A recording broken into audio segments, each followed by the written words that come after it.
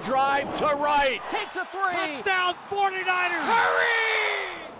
Larry Kruger here, right outside the Levi's Lounge, talking 49er football. Now, going into this season, it was pretty clear the 49ers needed to become more dynamic at the skill positions, and they just simply didn't. They were armed with $50 million of cap room, and they didn't go out and sign anybody of note. Now, who did we want to see them sign?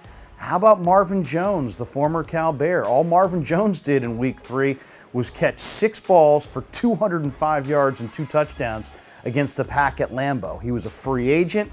He went to Cal. They had a need. They could offer him number one wide receiver position. They had plenty of money under the cap to get it done. Instead, he signs with the Detroit Lions. And this is just a recurring pattern, unfortunately, for Trent Baalke. And this has been, sadly, the deal. Since Trent Baalke has run the 49ers, 7 drafts, they have drafted 3 quarterbacks: Colin Kaepernick, B.J. Daniels, Jeff Driscoll. None of those guys are any good. They've drafted 7 wide receivers: A.J. Jenkins, Ronald Johnson, Bruce Ellington, Kyle Williams, Quentin Patton, DeAndre Smelter, and Aaron Burbridge.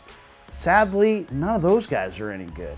At the running back spot, they've drafted 9 running backs or fullbacks: Mike Davis, Carlos Hyde, Marcus Lattimore, LaMichael James, Kendall Hunter, Bruce Miller, Trey Millard, Anthony Dixon, and Kelvin Taylor.